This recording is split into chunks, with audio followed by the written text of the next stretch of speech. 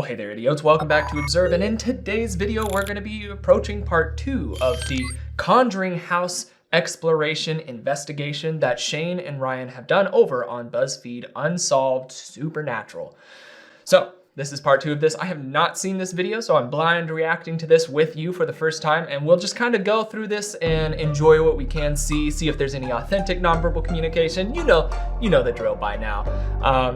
Yeah, I think we're just gonna have some fun, but first, let's go ahead and roll the intro.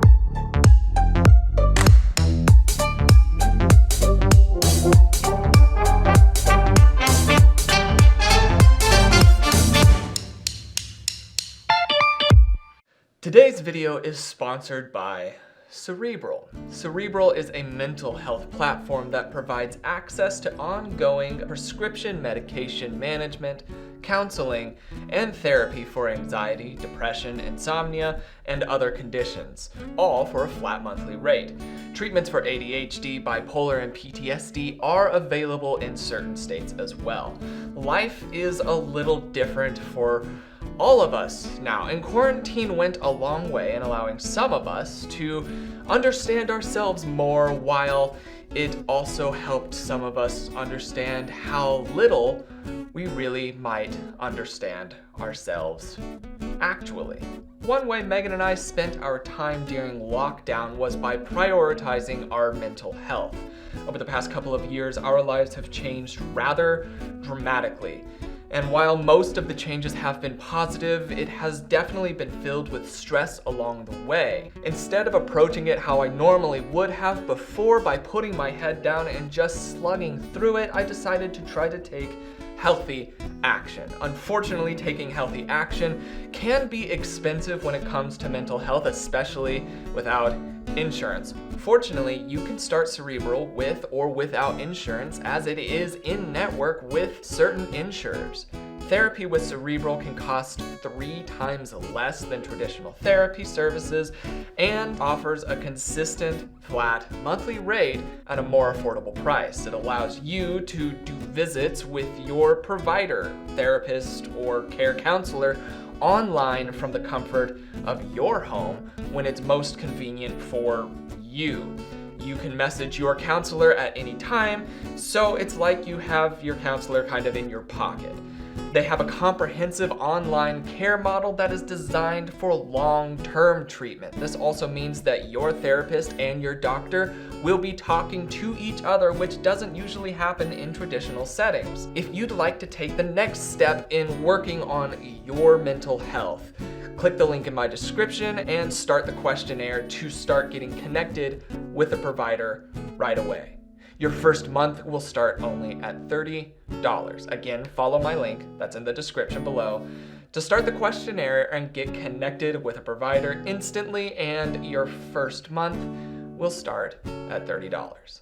Thanks again to Cerebral for sponsoring this episode, and back to our regularly scheduled programming. So like I said, big thanks to Cerebral. That's enough chit chat from me. Let's go ahead and begin the actual analysis.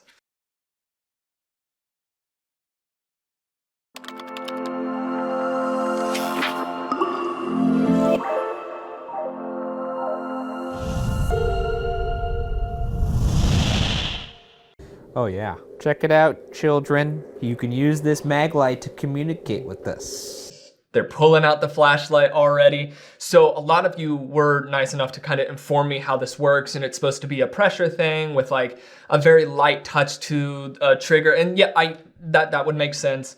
In this situation, the only reason that I have difficulty with that is because that one's just an extremely easy one to gimmick. So that's why I'm watching to see if their nonverbal communication does come across as synchronized in areas, to see if it's genuine. Because if they're genuinely surprised and we could see genuine emotion from them, then that at least means that they're not just trying to ham up the episode for you to be able to see. So I hope this makes sense. Let's go ahead and continue forward. I don't know why he smelled it like that. With this light, you'll be able to tell us, simple yes or no questions. This light will turn on randomly, I will admit that. However, it will also turn on if you tap it. And therefore, we could maybe garner intelligent responses from it. Did someone just open a door? Sure sounded like it. Someone just opened a door somewhere in this house. You'll have to go check that out. Me? And not you? Long pause from Ryan, like, surely this can't be about me. He can't be talking to me. I'm the only one in here, and I know he can't be talking to me. It's just funny. All right. Well, I'm getting the mag light ready. Fuck. Hello? Who's there? Good luck. Who just opened the door down here? So small little flutterings in Ryan's voice in this area, that is a sign of nerves to a certain amount that will come out pretty quick. Any of you who have done public speaking, the flutter of your voice is one of the things that you have to work on a lot to be able to circumvent, because it's an easy tell kind of thing, and it's pretty hard to be able to control. So hearing that come out there, yes, Ryan's nervous, genuinely nervous. So far, it doesn't seem as if somebody is like just opening doors downstairs for the fun of it, or at least that he's aware of. So let's continue.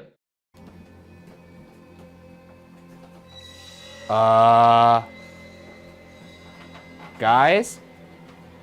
The front door's open. Completely wide open. Is that scary? Does that not sit well with you? You're fucking kidding me. As is the basement door. Oh my god, the hair on my fucking neck is standing up. Who's here? Wow. So that's pretty big. That's some pretty big stuff if that genuinely happened. And once again, we're kind of faced with this issue. So we've had something that could be seen as supernatural, but we don't have any like footage of it happening or anything along those lines. So this is why we're going to try to rely on the emotional state of the two that are investigating to see if this is a genuine or a forced thing. Let's continue. Jesus Christ, fucking scared the shit out of me. Probably want to close that. Does that close all the way? Ugh. Oh, how'd you do that? Put a little elbow grease into it, I guess. Okay, great. Bergie don't like that. I don't. Do you like that? You shouldn't like that. I mean, I think it's just a windy night. Was it you, Annabelle? Fucking weird. Okay, let's go back upstairs. Is the fun starting?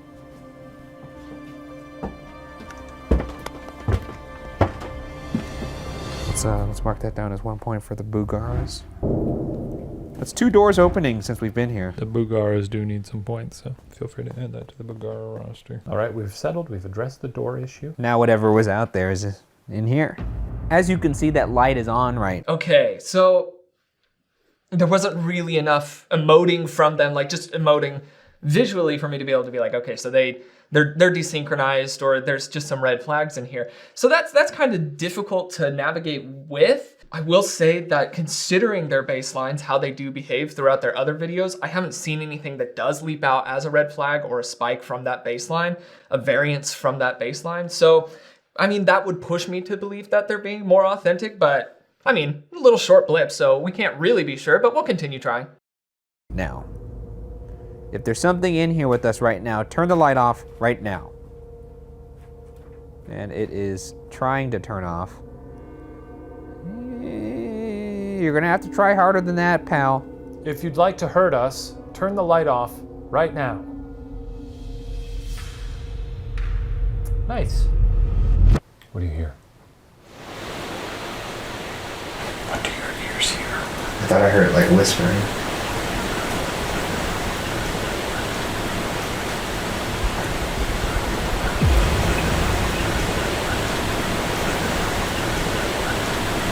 Do you hear whispering? Which?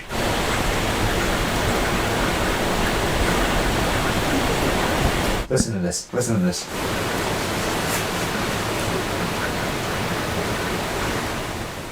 Maybe it's not doing it, but it just sounded like hushed whispering. For a second, they're just like. So what we've seen on Ryan's face during this time is genuine. This would be part of the fight, flight, or freeze response system. As you've seen, his face has blanked, his eyes have widened, and his facial muscles have relaxed. This is part of that freeze response. This is in response to an agitator, a stimulant that's causing him to feel afraid or threatened. So that is synchronized so far. It's too difficult to be able to see Shane's face in this area, but at least from what I can see, Ryan is genuinely, at least on a subconscious level, feeling actually threatened by this. So let's continue forward. I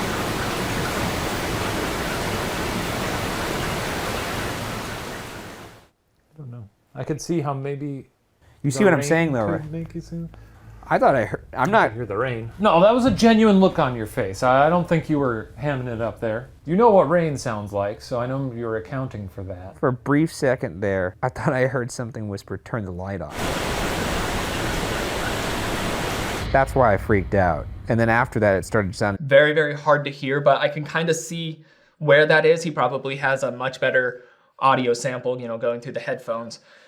Very difficult to hear that. I'm curious to know how Shane is going to respond to this, because that would be a pretty big thing, and Ryan did respond pretty genuinely, so we can kind of believe that he's at least experiencing something that he feels is real. So I want to know how Shane's going to handle this, how that interaction is going to go, and maybe that'll help add some clarity. just more kind of inaudible. I couldn't really pick it out. Well, turn the light off then, huh? If you're a demon, turn the light off. Was it mocking you? It could be telling us to turn our lights off. Well, then let's turn them on. Who's opening doors in this house? That's you? Okay. Who is this? Is this anybody, or is this just, we're just looking at a random event here?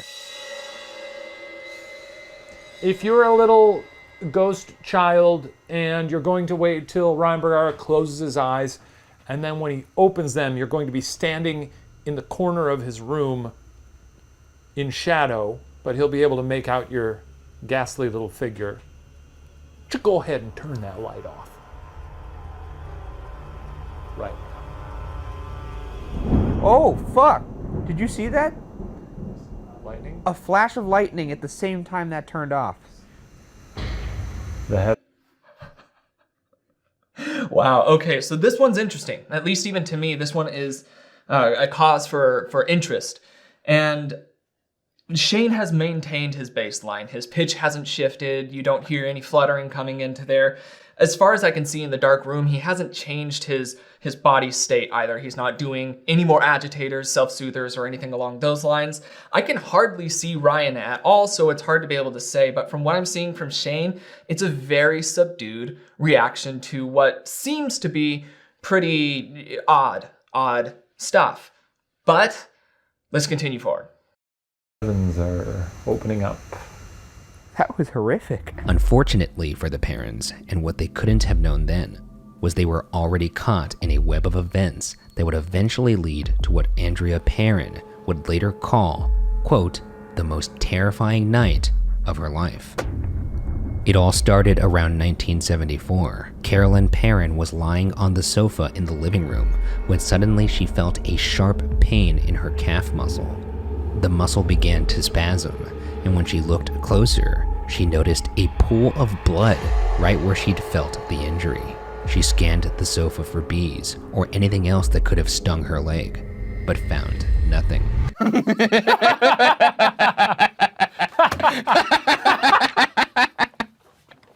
You know, when you wake up in a pool of your own blood, the first thought is, Fuck, are there bees here? where's that dang bee? He got me again. You know how all bees stab you with a machete? Let me scan for bees, really.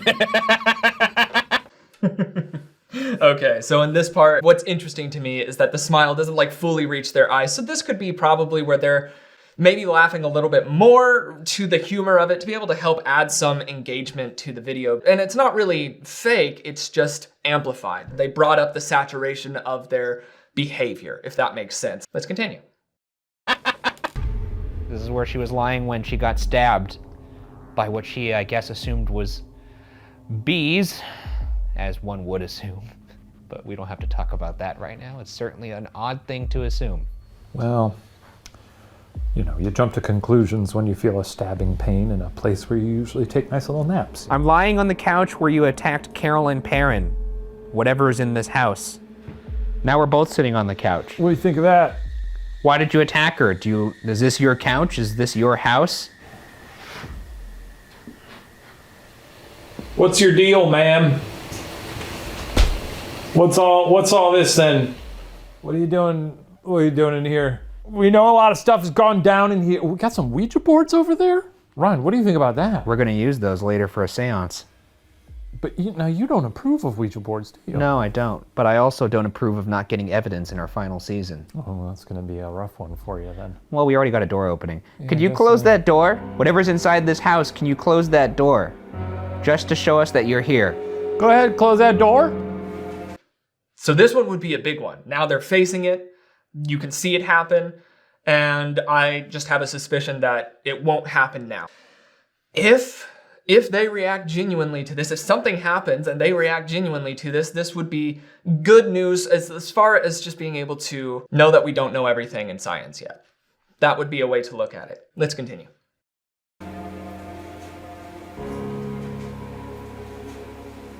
Oh, my hand's shaking. Did the door close? No. Oh, okay. Mark that down as a point for the shading. What a dick. Unbelievable. As to why Carolyn was being targeted, I take it they have a new thing where they keep track of scores for stuff as far as, I'm assuming, not, or evidence and not evidence, or a hit and a miss sort of thing. That's funny. Andrea Perron believed that, quote, whoever the spirit was, she perceived herself to be mistress of the house, and she resented the competition my mother posed for that position, end quote. After being attacked in the living room, Carolyn and Roger Perron had had enough. Desperate and in need of answers, the Warrens were finally called in. Oh boy. Let's go, baby. Do you think ghosts talk among themselves? And they know? The Warrens. Yeah, they're like, wow, we must be doing a pretty good job. Yeah. We've made it to the big leagues. And then we show up and they're like, oh, okay. These two walk in. Dude, I think we're going to be in a James Wan film. Ed and Lorraine Warren had founded the New England Society for Psychic Research in 1952, and at that time were arguably the most famous paranormal experts in the U.S. Their investigations include that of the Amityville house, as well as the possession of a Raggedy Ann doll thought to be haunted by Unsolved alumnus Annabelle Higgins.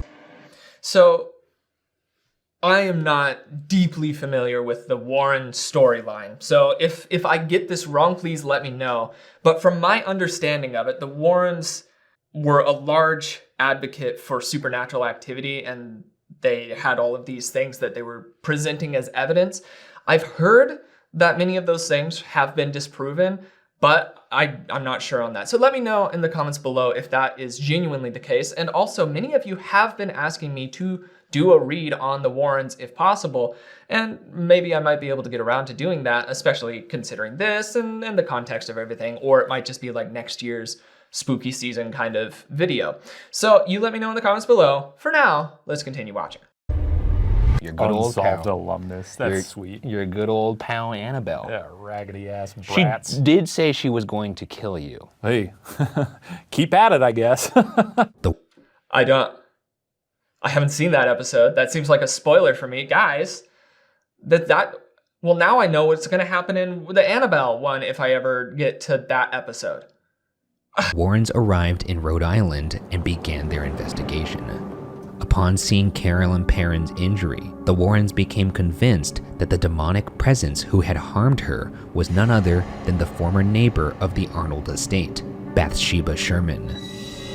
Born in 1812, Bathsheba Sherman lived on the farm just next door to the Arnold estate with her husband, Judson. During her lifetime, Bathsheba had come under scrutiny after an infant mysteriously died in her care. The baby was examined, and it was determined that the death was caused by a large sewing needle piercing the base of its skull. Branded a witch, local townspeople suspected that Bathsheba had killed the child to sacrifice it to the devil. I can't be doing that. Stabbing babies in the head? Yes. That's a pretty strong stance to take on that one, are you sure? Yeah. You know, we don't like to get too political on this show. Yeah, but I know. That's one that we're going to draw a line. That's a real brave thing of you to say. Don't stab a baby in the head. Specifically with a sewing needle. I'll go one step further, with anything. There is I was about to say, or in general, I mean, it's probably good life advice. And actually, even you could extend the age a little bit too. You probably shouldn't stab anyone in the head with a needle. Okay, interesting. In this area, this is like, okay, why and how did they become convinced that this was the actions of this Bathsheba person from before? Maybe they're about to explain that. I'm going to find out. No evidence of a court case finding her innocent, but her name was legally cleared, though the public was never convinced, and neither was Lorraine Warren. Now sure that the demonic presence in the Arnold estate was Bathsheba Sherman, Warren posited that she could have taken the sewing needle with her to the afterlife and used it to stab Carolyn on the couch. It doesn't look good if a baby is stabbed in the head and you're the last person to have been taken care of it. No, I like that they're like, well, the town still didn't like her after that. And it's like, yeah, because she was watching a baby and the baby got stabbed. The town was a little upset. I mean, as soon as they found out that part of her babysitting routine was killing the kids, I mean, they didn't ever get over that. What a shock. Okay, so maybe they're still about to do this. That's the difficulty, is that how does Lorraine know that this is that, and how is that able to be replicated and proven would be a fantastic question. That's stuff that I would love to be able to see come out. That's incredible evidence for incredible things. That would be nice, but it usually doesn't have the incredible evidence. So let's see. It's not great. Sucks if she didn't do it, but Yeah. I mean... The lady was like, well, they said I was a witch, but they didn't have any proof, even though that baby did get stabbed. To be fair, have we checked the neighborhood for bees? Bathsheba Sherman died in May 1885, and some legends claim that the suspected witch's body, quote, literally turned to stone, end quote, upon her death, while others believe she died from a, quote, bizarre form of paralysis, end quote. No matter how Bathsheba died, however, it was now up to the Warrens to figure out why she had come back. They decided the If she had come back would be, I don't know, I think that's a more important question that they just glazed over. It's just interesting. best way to communicate with her was to hold a seance. In 2013, Lorraine Warren told USA Today of the seance at the Arnold estate. Quote, "The things that went on there were just incredibly frightening. It still affects me to talk about it today." End quote. It's time for another seance. This is the very room in which they performed the exorcism with the Warrens. That's great. And now we're gonna have a seance. Yeah, have a blast. Of course, we have our Ouija board right here. Yeah. And we have our candles. We got the planchette. But no good seance is performed without protection. So I got something that you're gonna really like. We got condoms? What are you doing? Protection's key in ghost hunting, guys. What is going on right now? What is that? You brought... I'm packing. Oh! I'm betting it's holy water. Again. Your little friends. I got 2 guns, 1 for each of us. I get one? Is That's this holy right. water? That's holy water, baby. And as always, with a seance, you do need an offering. And I thought, what better offering than the treats that they hand to us on the plane, the ones you don't really like. These are honey graham crackers. So, here you go. Just put it. Are you drinking the holy water? It's disgusting. Now, you'll notice that I do have a gat in my hand, but that's just in case you try and pull any, throwy business. If you try and throw me, you get sprayed. You talk to me out of turn, you get sprayed. You touch any of us where the sun don't shine, You get sprayed. you're getting wet. Just setting the rules here. Those are my boundaries. And my therapist says it's very important to set boundaries. And these ghosts, this is primarily for the demons, huh? Because ghosts don't give a shit about water, right? Is mine loaded? No, it's loaded. Oh, why would you do that? The night of the seance, Roger and Carolyn Perron made sure the children were kept away. But that didn't stop Andrea and her sister Cindy from secretly watching everything that transpired that night. According to Andrea, once the seance started, quote, "I thought I was going to pass out. My mother began to speak a language not of this world, in a voice not her own. Her chair levitated," end quote, and quote, "a power not of this world threw her 20 feet into another room," end quote. Why don't we close our eyes and see if it... That's a bold claim. That would be a big thing to have caught on a camera of some sort, which, I mean, obviously imitations. I doubt that we're gonna see anything that magnificent in this video because it hasn't broken the internet yet. So let's see what happens. Lands on any specific letter. Okay. Let's also hum while we do it, because I feel like that'll, I don't know. That doesn't make sense, but I'm on board. Okay. And I think that's pretty much just this show in a nutshell. Yeah. Okay. Okay.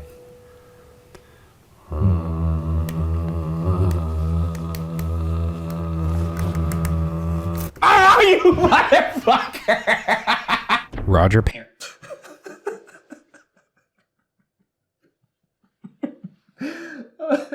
What a mean thing to do.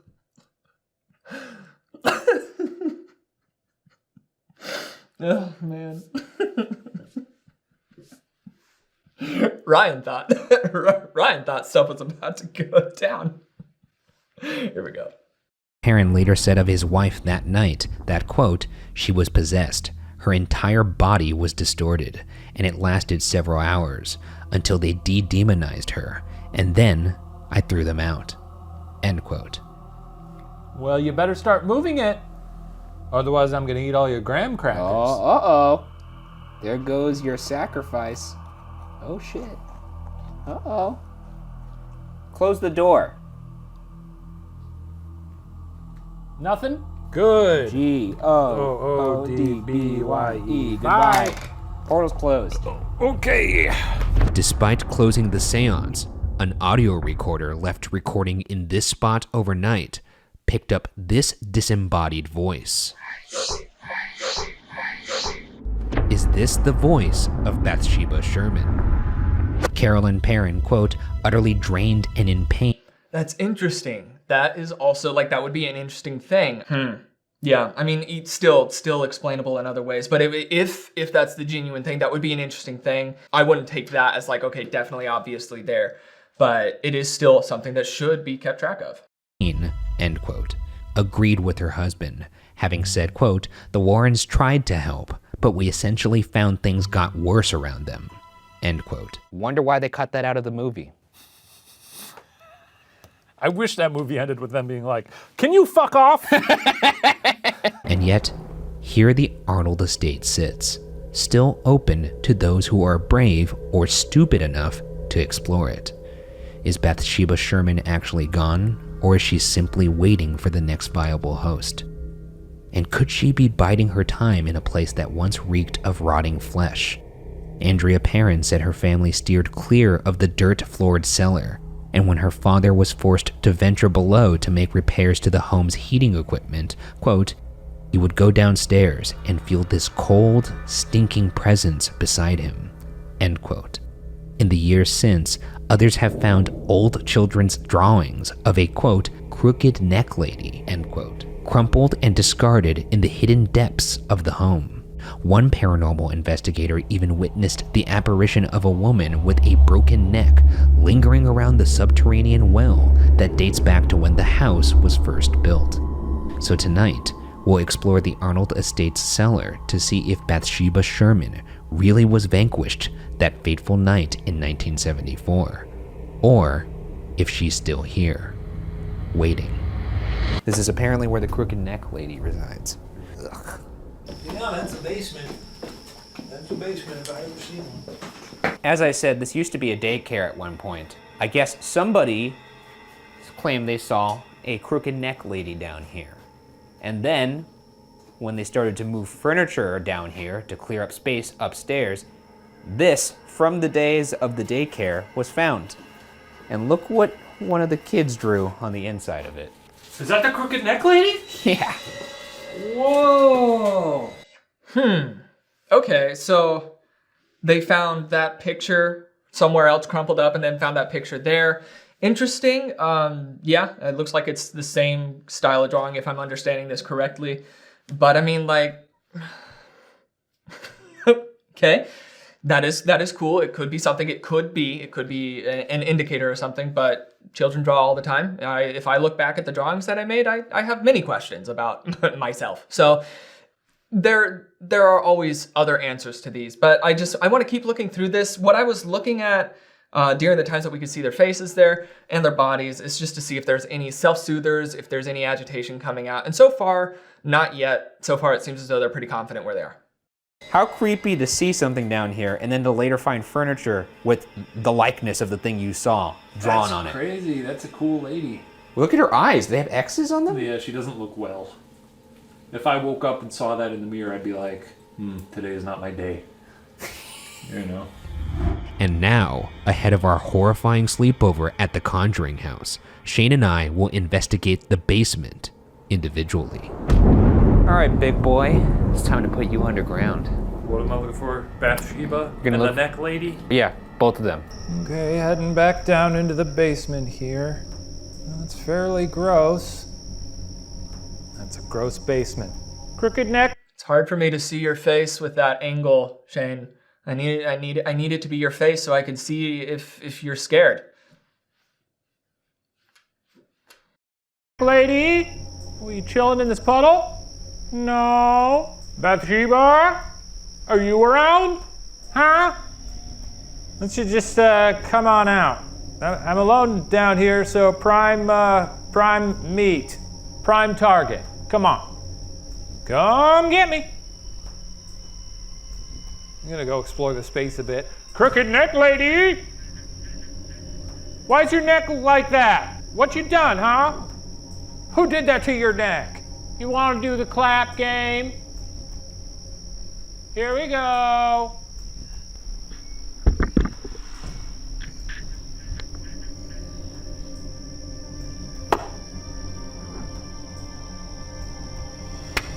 How's that?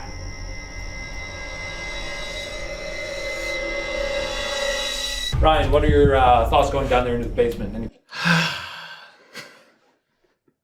Well, I mean, I will say he's quite confident even still while moving around down there, but I couldn't really hear too much or see too much, so it's loosely. I mean, I'm assuming that Shane is being Shane as normal, and then once again an opportunity for an amazing thing that just didn't happen. So let's continue. Plan to see the bent neck lady. Flashlight as a microphone bit, huh? Pretty funny. We can't believe we've never done this. Yeah. So what are your thoughts going into the basement now in your solo investigation? Tell us, where's your head at? Well, I don't love going down into a basement infested by a demon by myself. I'm starting to emotionally shut down. Great. Love to hear that. Well, good luck. We wish you luck. You know, the funny thing about that, Shane, is I don't need luck. I am not my fear. I am stronger than my fear. I am not my fear. Ryan, might be a little bit your fear, just a tiny bit your fear. You could hear the quivering coming into the voice. My name is Ryan Bergara, and I'm the most feared ghost hunter in the fucking world. So I ask you this. You can hear it just with his tone specifically. Obviously, they have a face mask on. Thank you, Ryan, for showing your face. I can't see. What the main tell for Ryan's emotional state right now is still gonna be his tone and his pitch. So when a person is afraid or scared or nervous or feel less confident, that is reflected in multiple different channels, but it can be easily noticed in their voice or in shaking of their hands. And the quivering voice, the frail tone to where it sounds a little bit more fragile at the top, it sounds like it's a little bit more of a head or a nasal voice rather than from the belly and confident. And so we can hear some of those verbal things come out there centered around his tone. That kind of just let us know that he is genuinely feeling quite threatened. Let's continue. Demon, do you feel fucking lucky? Am I alone down here? Who's here with me? Is there anybody down here with me? Or am I just talking to gross ass air?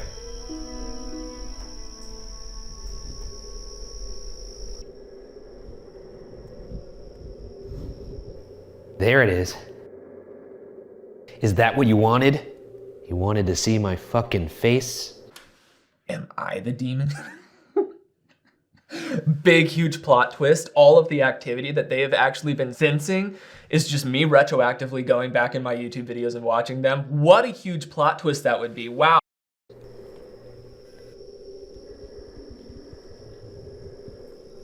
If there's somebody down here with me, you know who you are. Show yourself.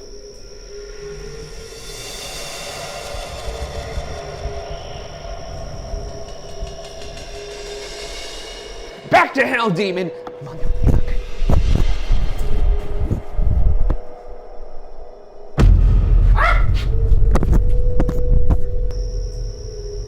Well, this has been fun. Do not try me, demon. It'll be the last thing you ever do. This is awful because normally at this point it's like, yeah, I get to go. So the light turned off, he was genuinely scared. Some other indicators, nonverbal indicators of fear that Ryan was showing that are authentic and genuine would be, once again, the relaxing of the face, the widening of the eyes, the dropping of the lower jaw. These are all things as a person prepares for fight or flight, especially if you could hear it, which it's difficult to hear, but I would also let you know that his breathing had shallowed up as well. And all of these things are just difficult to control when you're scared. And they can be forced, absolutely, but when they are forced, it's usually more desynchronized. In fact, fear is kind of difficult for many people who haven't practice being afraid. It's difficult for them to pretend they're afraid. Ryan has had practice, a lot of practice, of acting and performing on camera, so it could be the case there that he's just performing very well. But down to the smaller movements of the quivering of the voice, the slight smaller movements of the bottom of his chin, the movement of his face and the resting of that, it all does kind of point towards genuine fear rather than just fake. So let's continue. Go back to the hotel, you know, put on a shower, some nice classical music or something, and now I get to make my bed, and I'm still here. So don't love that. Don't love that. Time to go to sleep in the Conjuring house. During a thunderstorm. To finish off our investigation, we'll attempt to sleep overnight in the Conjuring house separately. Night. Night. Finally got rid of those losers, right? Alice's room right here, my little setup. It's gonna be so much fun. And we have the little closet here where the boy is said to be. And then Shady Boy's right there. Hey. Alright, that is recording now. Okay, I'm just gonna guess here. Knowing Ryan and Shane, Shane's probably gonna sleep like a baby throughout the night, and Ryan is either gonna sleep really, really badly or like not at all, and just lay there. That's what I'm guessing. Or, I mean, it would be cool. Does something happen? Ooh, I gotta see. There's very little left, so I doubt it, but let's see.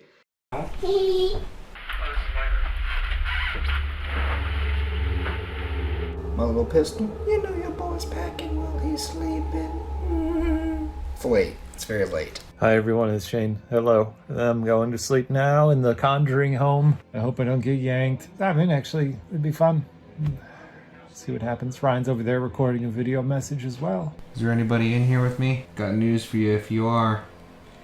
I don't snore, so that's good. But I would appreciate it if you didn't mess with me tonight, okay? What are you talking about, Ryan? I'm saying that whatever is in this house usually knocks phones off of nightstands. Oh, cool. Very boomery of the ghost. Yeah, that's some boomer shit. Alright, well, I'm going to sleep. Hope I don't have to pee. And as I say that, kind of feel like I have to pee. But I'll piss my pants instead. So. No. And there we have the final step of becoming a ghost hunter. And then you're ready. You're ready to go out into the big, scary world. You're all prepared. He's there.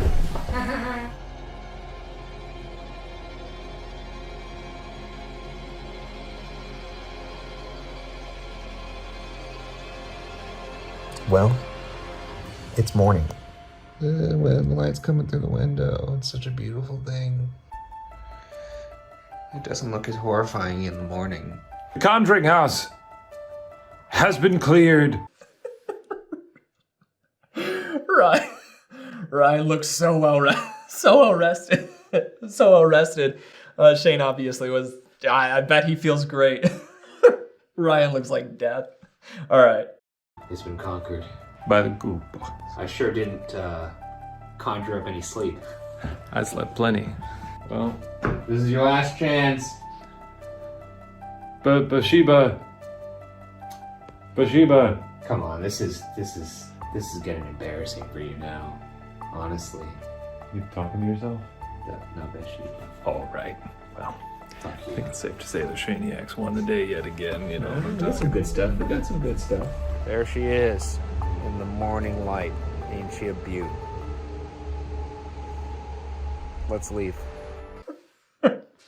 Yeah, Ryan doesn't like it. The small contempt and disgust playing into his mouth there, and then also the smile that he's doing doesn't reach his eyes. So there's 20 seconds left. Maybe something happens that's really big, and it happens in the last 20 seconds. So we'll watch that, and then we'll talk. We may never be able to fully understand what exactly the Perron family endured all those years ago, but whatever was, or wasn't, cast out from the Arnold estate that fateful night in 1974 will continue to remain unsolved.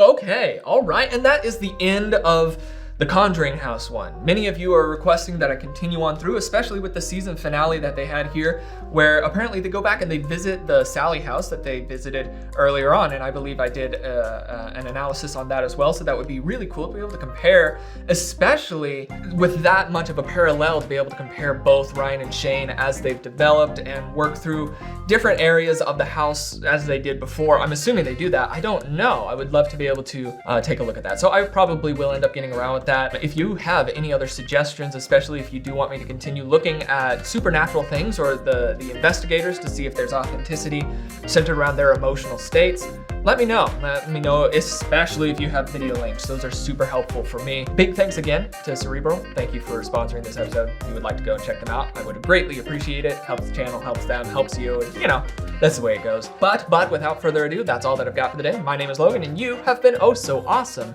as you always are. And I will see you in the next video. Cheers, guys.